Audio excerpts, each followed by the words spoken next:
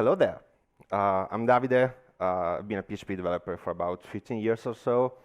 I'm the technical leader at a recruiting company called Reverse, and I love building stuff. I started very early with Legos. Now I do that with code and with cooking, as you can probably see. So, who here knows or has a general idea about what domain-driven design is?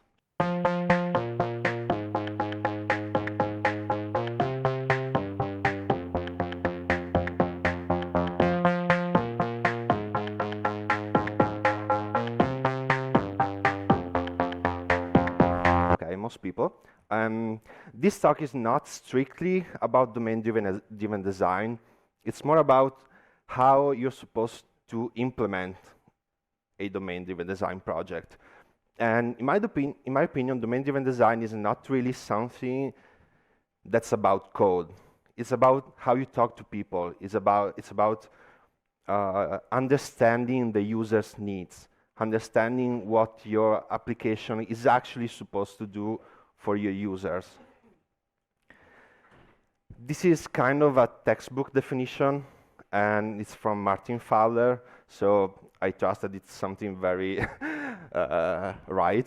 So if you want to read that, that's fine. As I said, the basic understanding is that domain-driven design is about understanding your users. And this is kind of the Bible of DDD, as I will call it from now forward. It's from Eric Evans. It's a book like this big, and it contains everything you need to know about it, more or less. But if you don't know about DDD, I have a few definitions just so everybody can more or less follow the rest of the presentation.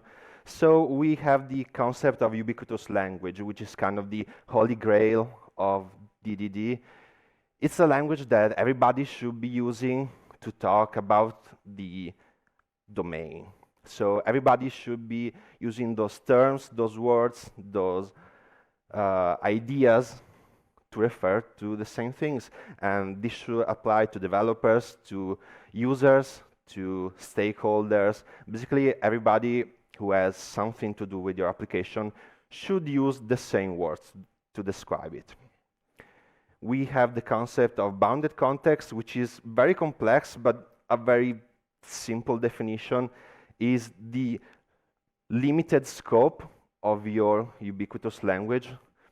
We don't really need the bounded context, so I will not go further into that discussion. Otherwise, it will take everything of the talk just to understand what the bounded context is.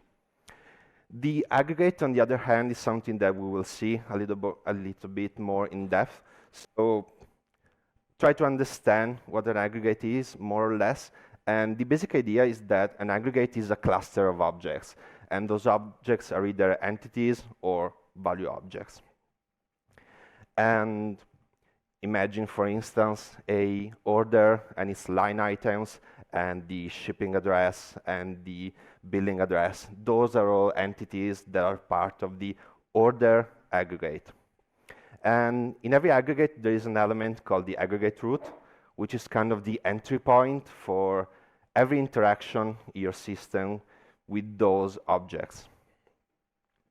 We talk about invariants as business rules. They are things that are always true in your application. So let's say, going back to the order aggregate, an invariant might be the idea that there must be always at least one line item. An order cannot be empty. So that's an invariant in your system. At least one line item is something that is always true. We talk about the repository pattern, which is just a fancy abstraction over your storage. And then we talk about events, which are just something, whatever they are, that has happened in our domain. So, with that out of the way, we're not talking about domain-driven design itself. So what are we talking about? I don't know if you ever tried to implement domain-driven design to a project. it's more difficult than usual. You go to the Symfony documentation, they tell you, oh, you can just do that, and do this, and do that, and do this.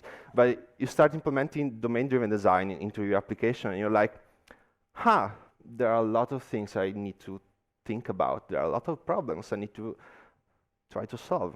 And how do I implement this? This is not something that your regular framework will tell you how to do. So we're going to take a look at some of the choices, ideas, and tools, patterns, and so on and so forth that personally I would consider good enough when working in a domain-driven design project. And the hope for me will be that even if you're not doing DDD, one day you might, and you may think about this presentation and say, that part was actually useful for me now. That little bit of code was actually something I can actually implement now. That solution to that problem is useful to me. So this is not really meant to be a complete guide. As you can imagine, these topics are huge, like really, really huge. This is just something to help people get started whenever they may face these problems. And I already mentioned Symfony. We work on a Symfony plus Doctrine project, so most of our examples will come from that word, so just so you know. Sorry.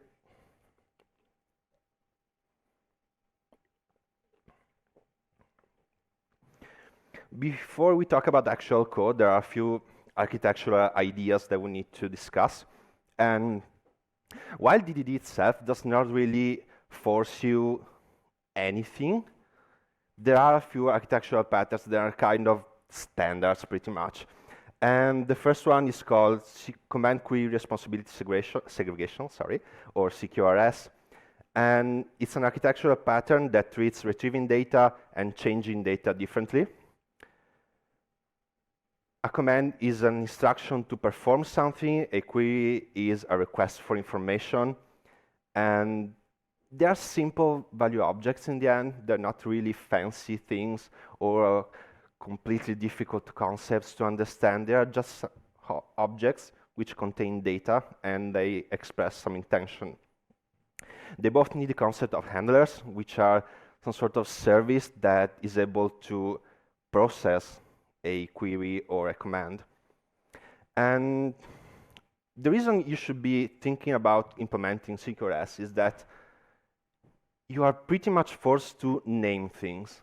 And as you go back to the concept of ubiquitous language, naming things is extremely powerful. It's extremely important because you're forced to think about your users.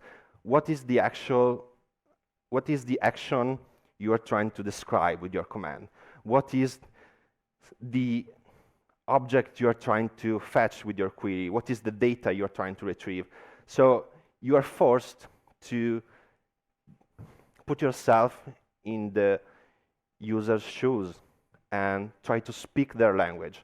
So having to name things is a huge bonus when implementing CQRS, and it's almost worth itself the effort.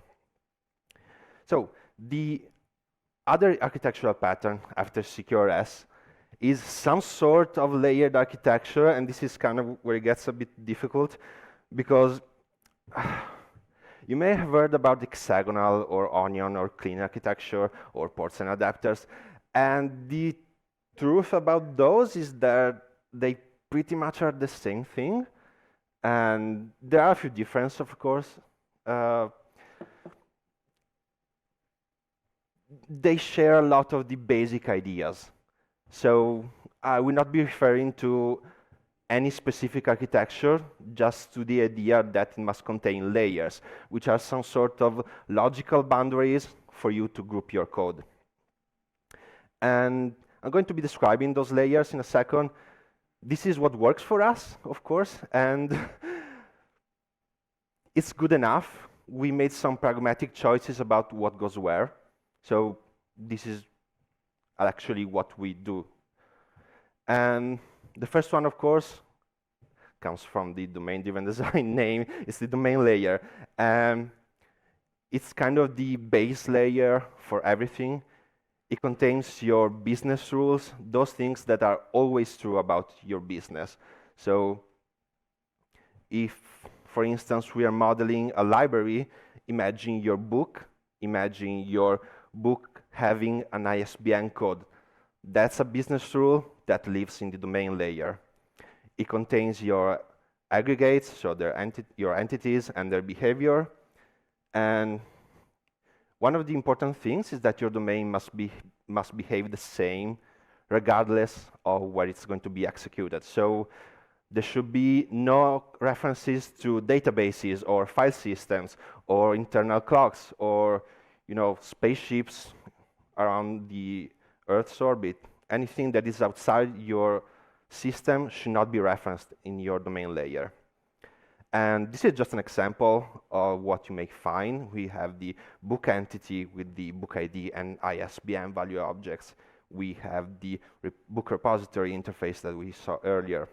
We have the exceptions that are used by the interface and the value objects.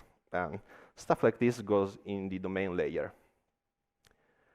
Above that, we find the application layer. So this is actually what your application can do. So what your users are allowed to do with your domain in your actual application goes here. And this is pretty much where you will find your commands and your queries. Those are the entry points, and they live in the application layer. Of course, it has knowledge of the domain, and it must work with it to do something meaningful. And just like the domain, this is still very abstract, does not reference in any way to your file system, database, anything like that. So an example would be the add book command, which contains the book ID, the ISBN, and the title.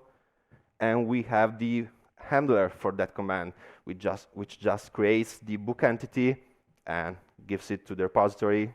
It's saved, that's it. So if you're not referencing databases and stuff like that in domain and application layer, we are referencing them in the infrastructure layer, which is basically where you will find your implementations for those interfaces and kind of conceptual holes that you created in the domain application layer. So we will have the doctrine book repository, which is a naming convention. We talk about book repository, it's using doctrine, so it's called doctrine book repository, magic.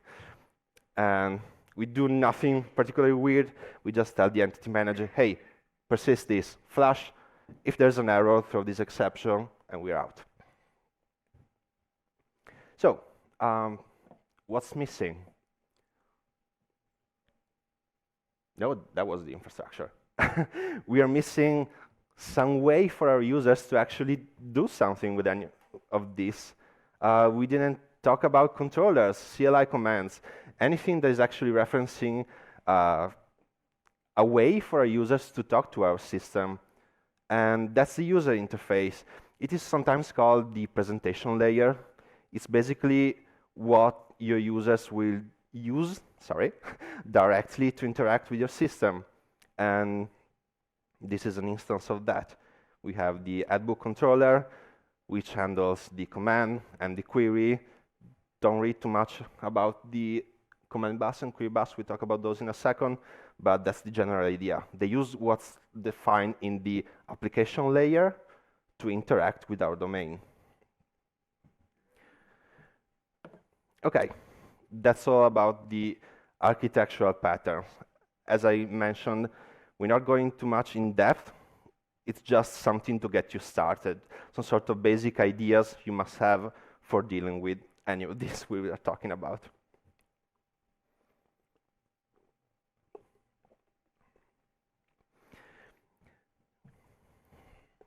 Okay, so about our code, and the first thing I want to tell you about your code is don't be afraid of creating your own abstractions. And abstractions are a very powerful concept, and as we saw, they are a key part of our domain and application layers.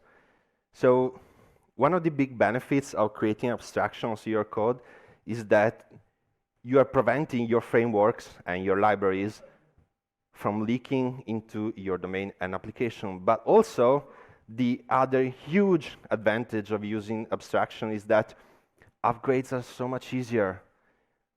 One of the arguments I hear against using abstractions is that you're never going to be moving from Symfony to Laravel or to Laminas or to Slim or whatever other framework. Well, that is true. You're not going to be changing framework. You're going to be upgrading your framework, though. And just show hands, who here started a project on Symfony 2 and it's still using that project today? And there, I mean, somebody. And how easy was it to migrate this project through all of these major versions? I don't think it was extremely easy because, I mean, of course, unless you were using some of the techniques we are talking about today, which I hope you were. But if you are doing this the traditional way, your framework has leaked a lot into your system, so upgrades are extremely painful. So abstract or try to think if it's the right choice for you to abstract. Just to get this out of the way, if you go back to the Symfony documentation, they're going to tell you to have your source directory, and inside that, your controller, your entity, your form type, your repository directory, and stuff like that. But this is something that's kind of technical. This is very implementation focused, while we are trying to stay a bit more abstract, try to keep our domain in mind. And this is not something that I would recommend doing. And the idea is to go back to focus to our domain, even when organizing our application. And if we go back to the library book example, this is something that we might actually see as an implementation. This is what we actually do. It's kind of the structure that we implement. We have the, does this work? Yay. We have the library, which is kind of the bounded context for the whole thing. Inside that, we have the aggregate roots, just in this example, only book. And inside that, we have application, domain, infrastructure, with everything we talked about. This is a more domain-focused kind of way of organizing your code. Of course, it kind of requires you a bit more configuration. For instance, your doctrine entities are kind of everywhere, so you cannot just tell the doctrine bundle, hey, entities are there, and you're done. But it's worth it, in my opinion. It makes everything a bit more clean.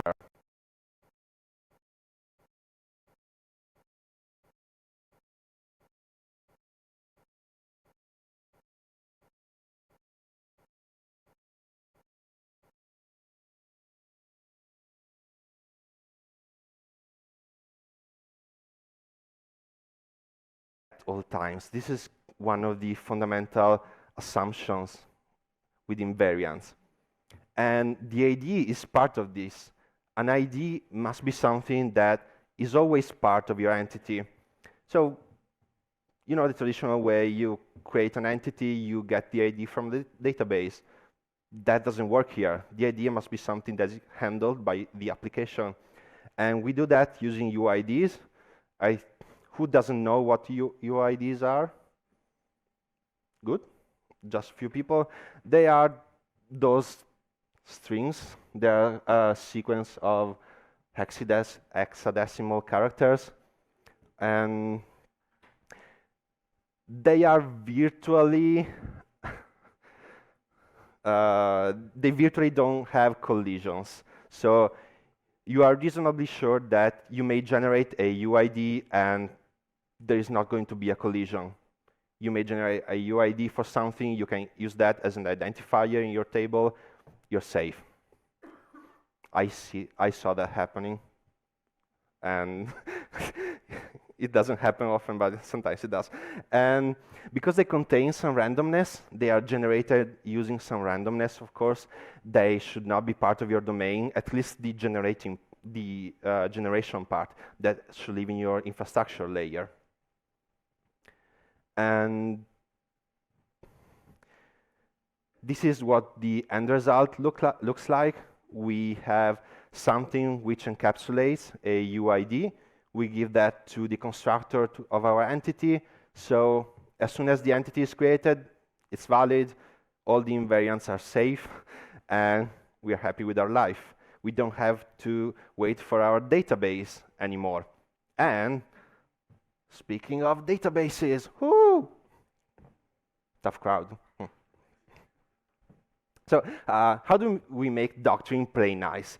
Because doctrine is actually very great with this. It's surprisingly easy to make it behave in a way that makes sense when doing all of this. And one of the first few things we need to address is attributes / annotations or XML.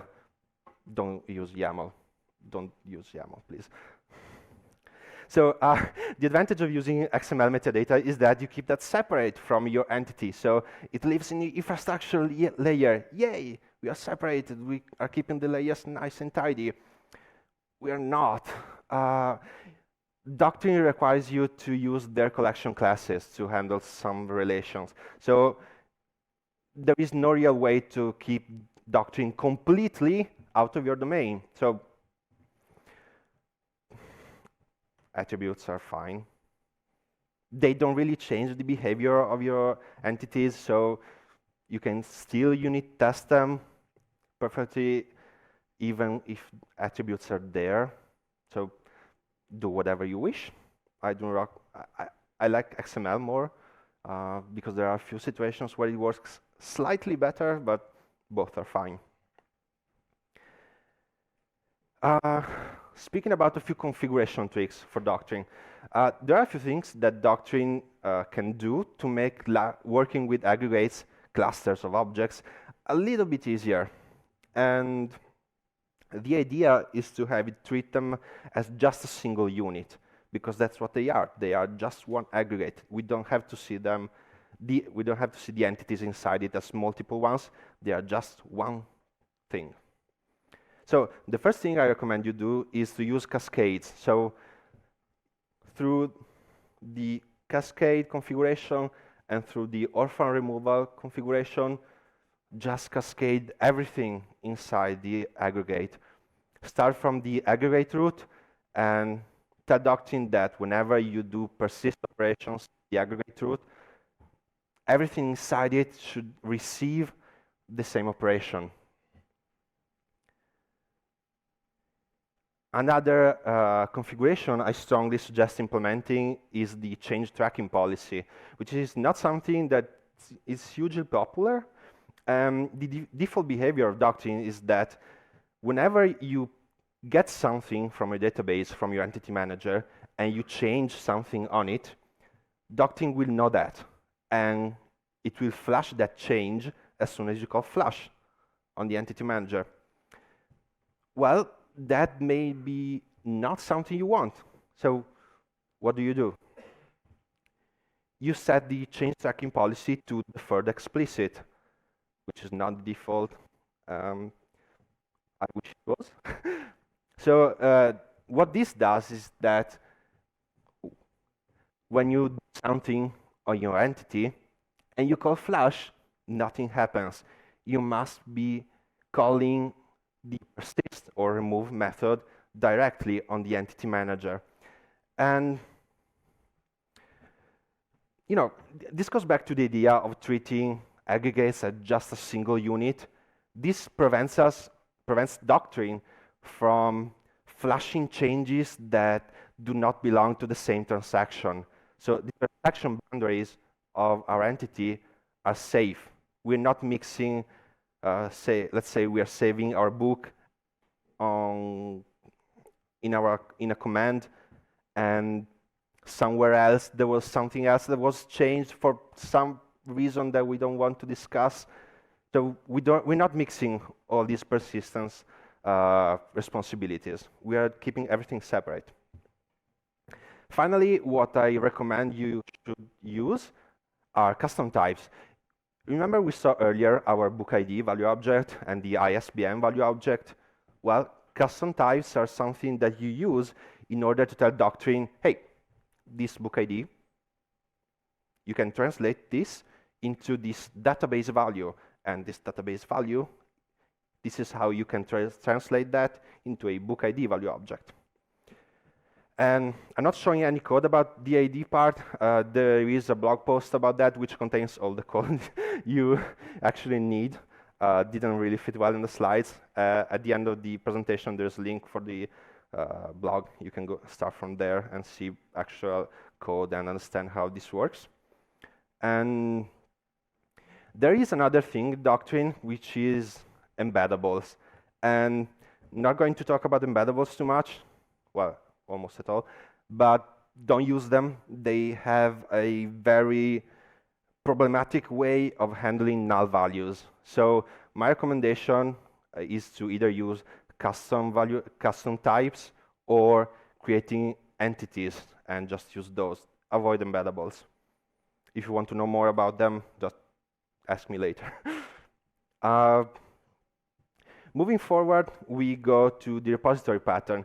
You know, one of the problems is that some of these invariants we talked about, they don't really fit well inside the aggregate. So let's imagine our ISBN code, it must have a certain format. I think it must be 13 digits or something. But let's say our domain tells us, well, every ISBN code must be unique. Well, we cannot check that in our aggregate. Where do we check that? And we cannot check that in the repository, because repository are interfaces in our domain. Interfaces don't have behavior. We need something that lives in our domain and is able to express behavior. And the solution to this problem that we started implementing is something called persisters.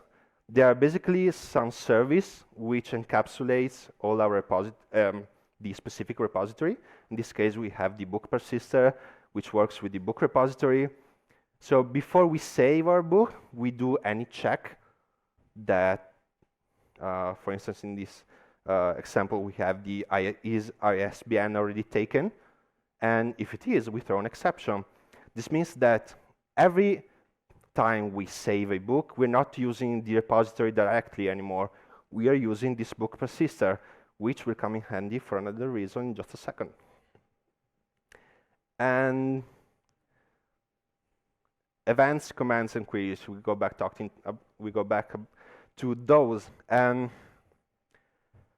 as we mentioned, they are value objects, and they work with handlers. But how does a value object know which service it's supposed to go along? Well, it doesn't. What actually does the matching is called a bus. And it is something that matches an object expressing an intention to a service that does something with it. So the idea is to have a bus system that matches one command to its own handler, one query to its own handler, and one event to 0, 1, multiple handlers. Events are a bit special with this. And we implemented our buses using the Symfony Messenger package. And one of the questions you may have is, well, Symfony provides a event dispatcher library. Why are you not using that for events? And the way we see that is, the event dispatcher library is kind of a subset of the messenger one, in my opinion. And using the messenger library allows us to make things a little bit nicer to use. So our idea is to use the messenger implementation for our events and use the event dispatcher library just for system events, just for framework level events, and handle those there. This is what it looks like. There's also a blog post about configuring this, if you're interested. We have the command bus interface, which just contains a dispatch command. We saw that earlier in the controller example. And the actual implementation doesn't do much, just takes the Symfony messenger and forwards our command to it. There is a little bit of nice exception catching because Symfony encapsulates your own exception, but we just extract our previous one, so it should be the one we actually need. And we go back to our add-book controller. This is what the end result looks like. So in our user, is this the first time it happens? Why didn't nobody? Oh. You know the problem with this is that it's built on JavaScript.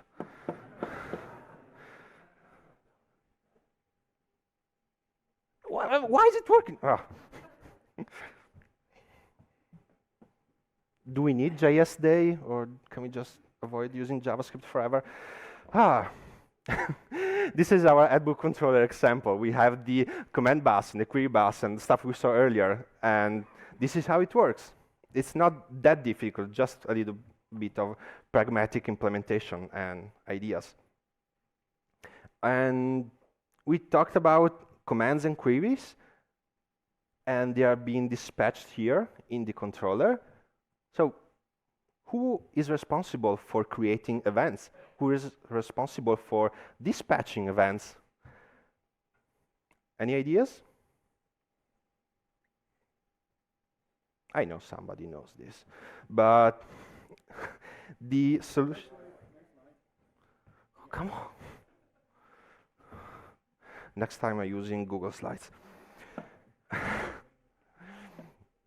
Sorry.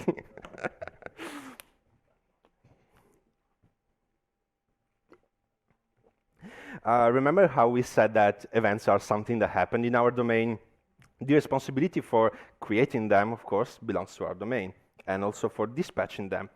And the way we do this is actually using a very little trait, which is probably the only valid use case for traits I've ever found. This is something from Matthias Nowak's book. Oh no, I forgot the name. It was something about architecture, but I mean, you should read everything from Matthias Nowak anyway. So we use this trait, which allows us to record our events, and we use that in our aggregate route. So as soon as an event happened in our aggregate route, we record that. So we have our book was added event that we are recording. And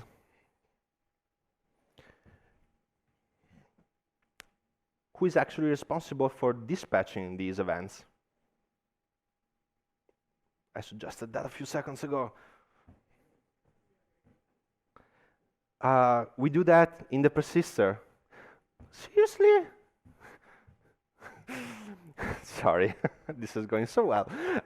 We dispatch events in the persister because that's right after we are saving our aggregates. So as soon as the events that happened are final, so we are absolutely sure that they have happened because we just saved the aggregate, we dispatch them.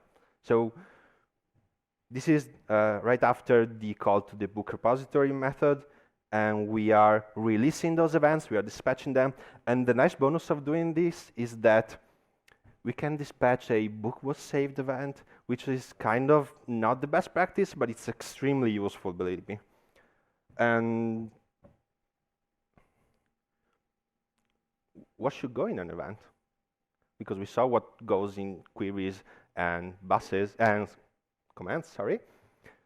You know, the best practice for events would be to store everything about the event itself. That's the best practice. That's not really a pragmatic choice, in my opinion, because unless you're doing something weird, you know, microservices or async, the reality is that you can just use the ID, keep it in there, and just fetch whatever entity you're supposed to handle inside the handler for that event. Going quickly to error handling. Now I'm going to check every slide. So these are my golden rules. If a method cannot do what it says it does, throw an exception. Avoid implicit conventions. Don't say something like, find X may return null, get X may not, and we'll throw an exception. This will get messy very, very quickly. Don't do this. Just throw an exception. Always use custom exceptions and extend the base exception class. There is no real advantage in extending anything else, in my opinion. Exception names must be as detailed as possible. So I don't know if you remember earlier that we had the book could not be saved exception. So that kind of detail in the names. And finally, this is one of my biggest pet peeves, and you should always, I want to underline this as much as possible, always declare your exceptions using your throws at PHP docs. And the reason we do that is that as a consumer of whatever method is possibly throwing an exception, we have no way of knowing the exceptions that are actually in there. And as a consumer, for instance, of the book repository interface, we don't know that there is doctrine. There is a doctrine implementation. There may be doctrine exceptions coming from the implementation. So the consumer and the implementation absolutely need some sort of shared language to talk to each other. And that is why we add throws PHP docs. What about catching exception? Well, the recommendation would be to avoid catching them unless you really need to. There are a few instances, of course, where it's helpful to do that. Otherwise, just let them bubble up to the controller or to whatever entry point to your system you're actually working with. So if you're trying to get a book and something is throwing a book with given ID could not be found, that goes to the controller, we catch it, nice 404 page for the user. Nice. Finally, one of the last things about code that I want to recommend doing is that sooner or later you will have the need, you will see that some things you are implementing are not really bound to your domain. They are more generic. You may start creating your email value objects, your phone number value objects, your actual interfaces for your commands, queries, and events. They are not really tied to your domain. So just create some sort of shared domain, a common domain, however you want to call it. The only golden rules about that is that other bounded contexts can access this shared thing, but this shared thing cannot access other bounded contexts. So treat that as if it was something that could be taken outside of your system, move that into a separate package that you can reuse in your different projects. So it must not contain any reference to anything in your real bounded context. And going quickly to the topic of testing, I feel kind of bad for what I'm about to say because I'm following Sebastian. But even though PHP Unit is the standard and everybody loves it, including myself, take a look at other things like behavior-driven development and experiment with tools from behavior-driven development. So I recommend taking a look at PHP spec for unit testing, Behat for functional testing. I'm trying to see if Kieran's still here. No? Well, he's the author of these tools. Basically, in my opinion, the very simple and effective definition of behavior-driven development is that it is test-driven development, which hopefully everybody is sort of kind of familiar with, applied to DDD. So it is test-driven development with an eye towards your domain. It's trying to make your tests be more expressive. My recommendation is to go and check out Cilius. It's a e-commerce platform which uses both PHP spec and Behat.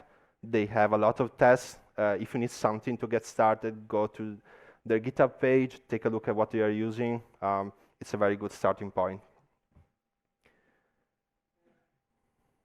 finally, everybody's talking about this, but I mean, I feel like I had to. Static analysis. We currently are using Psalm or Psalm. I don't really know how it is supposed to be pronounced. Psalm, somebody said? Thank you. PHP Stan is also great, of course. We had the talk yesterday, and they are both similarly valuable. And the very nice thing about these tools, is that they allow you to be very descriptive about your domain. So if your domain tells you that an age must be more than 0, I mean, of course, nobody can go back in time. There is a type that you can use to express that. You can say that age is a positive int. Ooh, very nice. You can also say that the book title must not be empty. So we have non-empty string. Very, very nice. And then we have the best thing of everything. Ooh, that sounded bad. We have the list type. The property, the attribute of the list type is that an array is triple equals array values itself. So it is an array with all numeric indices starting from 0. So this is very nice because, as you know, arrays in PHP can be anything and everything, and it's a very huge mess to handle them if you're not really careful in describing what their content is. So most of the times I limit myself to using the list type when dealing with arrays. It's very powerful, very nice. And you know, static analysis is not just for doing these nice things. It's also just not for null checks. You can do a ton of crazy things. So for instance, you can define a custom type. So we did that. We have some HTTP client which returns JSON using some requests, and we mapped in our request objects what the return type is using custom Psalm types. So throughout everything in the process pipeline, at the end, the user who sends the request will know, and Psalm will be able to understand that we are using the results from the request correctly. This is kind of magic. You are telling somewhere what the response values will be, and Psalm knows about that somewhere else. It's really great. We can define conditional assertions. So you know about the if user has email, then user get email. Well, user get email technically may return null, but if we configure Psalm or static analysis with this instruction here, it will know that if has email returns true, get email will not return null. It will be a string or object, or however you define the email return value. So very powerful for handling that kind of situation. We have the Psalm internal annotation, which is very useful for limiting use of things inside our layers. So if you want to limit the infrastructure layer, you may want to make sure that nobody is accessing that from your domain or from your application. You can use this annotation. And I personally use it to check for throws. PHP docs, I think you know that I really want them everywhere. And I tell Psalm, check that throws annotations are everywhere. And it will check and it will report missing ones. So I know that everything is being handled correctly. To wrap this up, what did we learn today? Well, I feel like I talked about a lot of things and I covered almost nothing yet. So doing this kind of stuff is really much more complex than doing what your Symfony documentation is going to tell you. So why are we doing this? In the end, it's extremely more maintainable. Like the maintenance factor of this kind of project is worth it alone plus you're focusing on your users, you're focusing on giving something names and talking about the same things. They're all concepts that work together. So I just wanted to help you start from somewhere, so the next time in a few months you will say, oh, I want to give this domain-driven design thing a shot.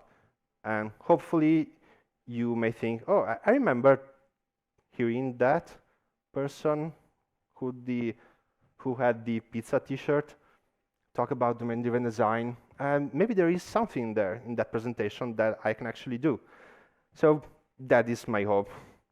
And what's left? There is a ton left. So how do we deal that with assets? So let's say that a book has a picture. How do we deal with that? There is a huge topic, and we didn't cover it. How do we deal with authorization, authentication? Well, also huge topics. There is a huge amount of things that we didn't cover. And as I said, the idea is just to inspire you towards this path. Hopefully you picked up some of the mindset we had when implementing some of these things. And so whenever you're trying to implement authorization, you kind of have a pragmatic approach and know more or less where to start, hopefully.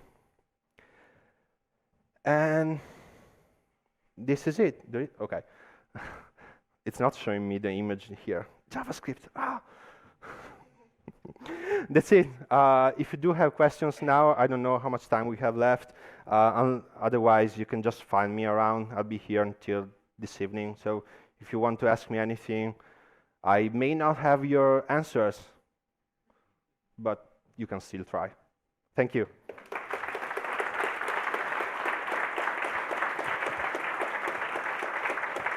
Thank you very much, Davide. Any questions? There's a question. Hold on. So what about validation? So suppose I have a typical Symfony application, so no API separation, and of course I want to enforce my domain. For example, user cannot have an empty username, but I also want to exploit the beautiful errors Symfony offers, you know, and I don't want to duplicate it. So I don't want to put one validation in my domain and one other validation on an infrastructure with Symfony. So how can avoid this kind of duplication? You don't. No, this is honestly one of the biggest difficult implementations, because I don't know if everybody understood the question, but basically validating everything in your domain means that the validation happens much further away from your user. And let's say you're implementing a Symfony form and your validation happens in your domain and it's happening through exceptions. You're not using the Symfony validator, so the error reporting logic is so much different than what you're usually doing. We are duplicating. That's the actual answer. We are creating our own objects, our own DTOs in our user interface layer. We are validating them using the Symfony validator, and then we are creating our commands from those DTOs. Thank you. Any more questions? Hi there, great talk, thank you for that. Thank you. Have you got any ideas or any opinions on where the flush should go for the doctrine flush? So I noticed they were in the persisters, but if you have a command that does something and, I don't know, through many events, many different things are persisted, there is a chance, you know, your database might be in an inconsistent state if the first few passed and then, yeah, do you kind of understand what I'm asking? Yeah. So basically, if I understand this correctly,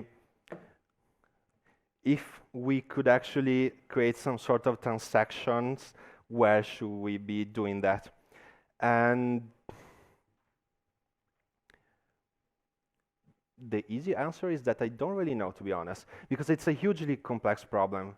I mean, if we try to remain completely abstract from our infrastructural concerns, why would your domain care about something like that?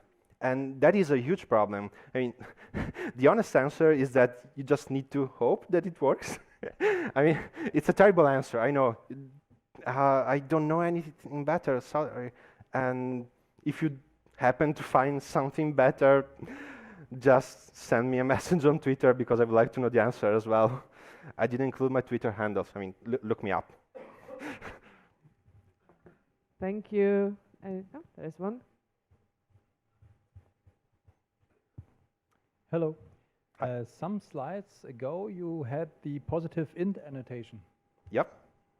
Yes. A year ago, we started a project using domain-driven design, and we said we wanted to avoid using primitives like int or string. Why don't you use a positive int value object there, for example? We do that. Okay. We use a value object. This was just an example to show you what the positive int type actually can do. So For some, yes. yeah, so I'm trying to think of an example. We no, I cannot think of anything. But yeah, the real implementation for some sort of age concept would be to create your age value object, and maybe inside that you could define the age as positive int, or maybe not, because you may have some sort of exception that when you try to create your age value object, it blocks the execution if the value is below 0. This was just an example. Always create value objects where the validation is really important, would be my recommendation. Thank you.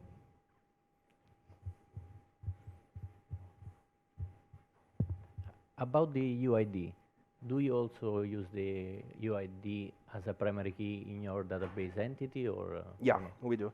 And there is version 4, which is kind of extremely random for UIDs.